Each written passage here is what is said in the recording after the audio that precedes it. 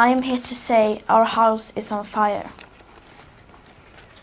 According to the IPCC, we are less than 12 years away from not being able to undo our mistakes.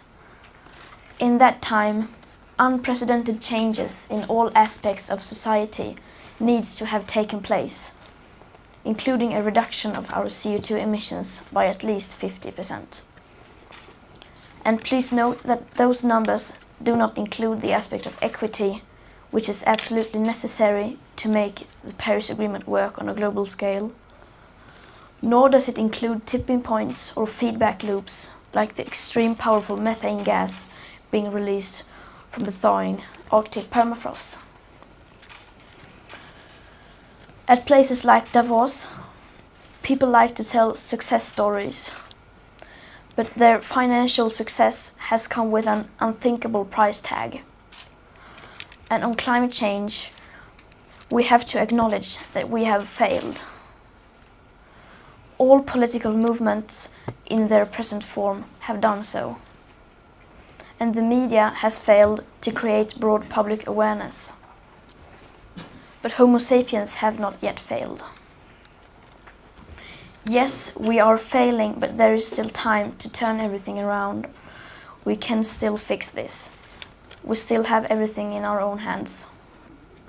But unless we recognize the overall failures of our current systems, we most probably don't stand a chance.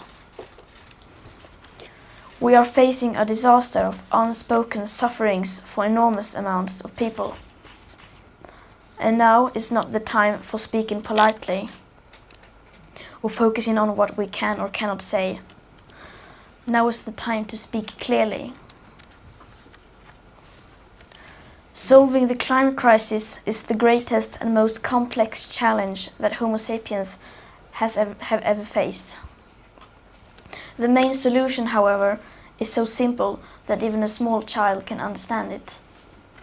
We have to stop the emissions of greenhouse gases. And either we do that or we don't. You say nothing in life is black or white, but that is a lie, a very dangerous lie. Either we prevent a 1.5 degree of warming or we don't. Either we avoid setting off that irreversible chain reaction beyond human control or we don't. Either we choose to go on as a civilization or we don't. That is as black or white as it gets. There are no grey areas when it comes to survival. Now we all have a choice. We can create a transformational action that will safeguard the future living conditions for humankind. Or we can continue with our business as usual and fail. That is up to you and me. Some say that we should not engage in activism. Instead, we should leave everything to our politicians and just vote for change instead. But what do we do when there is no political will? What do we do when the politics needed are nowhere in sight? Here in Davos, just like everywhere else, everyone is talking about money. It seems that money and growth are our only main concerns.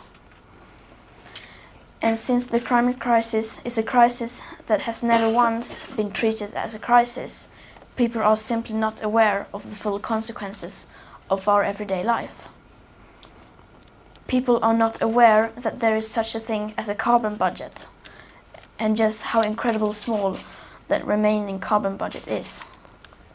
And that needs to change today.